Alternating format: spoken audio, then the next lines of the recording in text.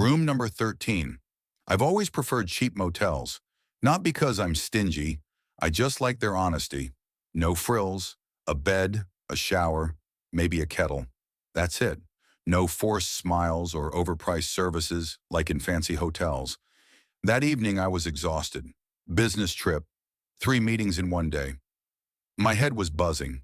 I pulled into a small roadside town, one of dozens like it, and stopped at the first motel I saw.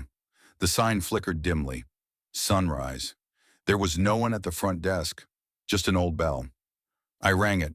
After a minute, a thin man in his 60s appeared, with a polite but tired look. "One night. Any room," I said. He silently handed me a key, metal with a round tag, engraved on it, 13. I raised an eyebrow. "You don't see that number often." He shrugged.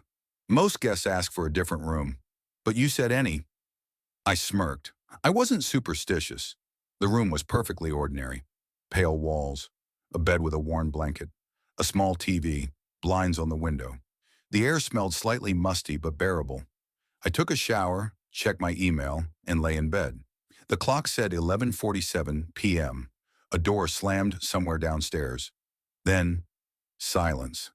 I was drifting off when I heard creaking, like someone was walking slowly. Step, another step, and then nothing. I opened my eyes, listened. Silence. Just the mini fridge humming. Probably the neighbors. Could be upstairs or downstairs. Old building. I turned toward the wall, but I couldn't shake the feeling. I wasn't alone. Morning cleared the unease. I checked out, thanked the manager, and drove off. But 3 days later, I was back. Plans had changed. Same road, same motel, same bell. The man looked at me. "You again?" "Again." He didn't say more. Just handed me the key. Same tag. 13. I could have asked for another, but I didn't. I'm not sure why. That night I was in the same bed. The clock showed 12:03 a.m. Again, step, nearby. I sat up. The room was empty. I checked the door. Locked. Looked under the bed. Nothing. Then I turned toward the mirror, and for a split second, I saw someone behind me. I spun around. No one there. My heart was pounding. I'm not the jumpy type, but something felt wrong. In the morning, I asked the manager, "There's something strange about that room. What's the story?" He looked me in the eye. "I'm not allowed to talk about it, but you're the second person to return there willingly." "Second? Who was the first?" He didn't answer, just said, "If you come back a third time, I'll tell you." 6 days passed. I could have taken a different route, booked ahead, but something about that room, I had to go back. I needed to go back. The third night was different. I didn't sleep, sat in the chair, watched the mirror, waited. At 2:12 a.m., the mirror darkened, like a shadow fell over it. A figure appeared in the reflection. A man. He looked like me, but his eyes were empty. He stood behind me, motionless. I turned around. Nothing. But the reflection was still there, watching me. I got up, walked to the mirror, reached out. Suddenly, I want a crack. The mirror fractured. The reflection vanished. In the morning, I packed my things. The manager was waiting. "Well," I asked. "I came back. Tell me." He was silent for a moment, then said, 10 years ago, a man stayed here. A programmer. Quiet guy. Always asked for room 13. Said it helped him think. On his third visit, he disappeared. The room was locked from the inside. No one saw him again. I said nothing. He added, "You're the only one who stayed there 3 times and left." I wanted to ask more, but couldn't. I just walked out, got in my car, and never came back.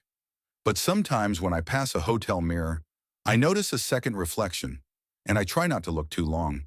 Waiting room. I don't like hospitals. They smell sterile. But behind that scent, there's always fear. A mix of anxiety, exhaustion, and helplessness. People come in with hope and are left with silence. I hadn't planned to spend my evening there.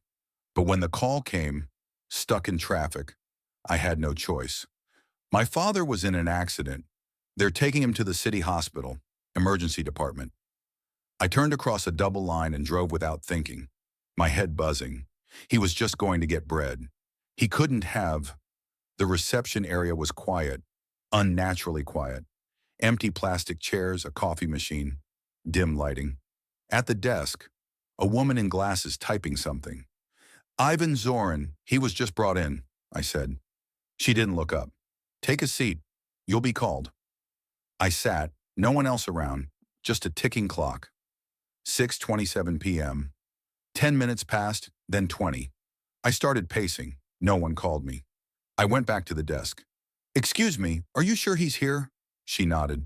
He's in the admitting area. Please wait. I sat again and waited. After 40 minutes, a girl entered. Young, in a blue hoodie, sat 2 chairs away from me.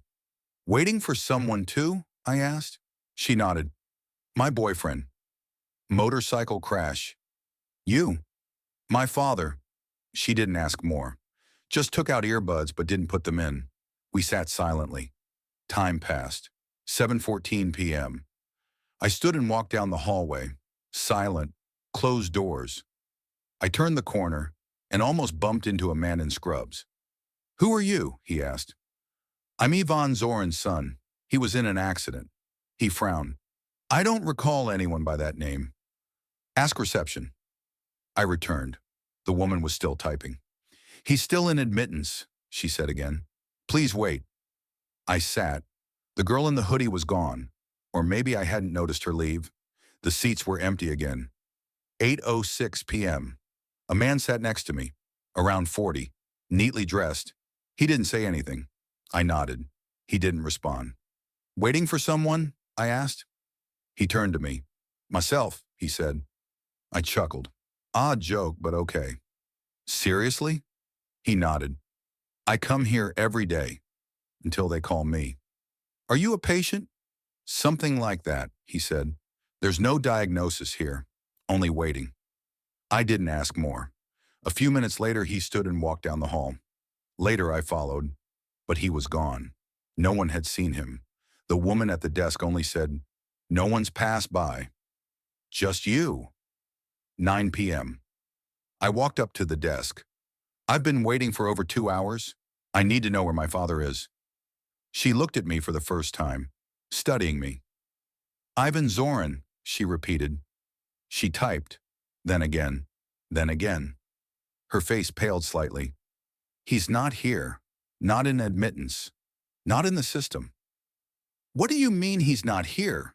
They said he was brought here. She didn't reply. She stood and disappeared behind a door. I was alone again. 9:34 p.m. I walked the corridor.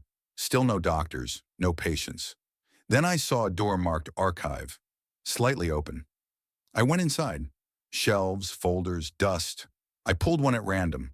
Cover, Ivan Zorin. Admit date, today.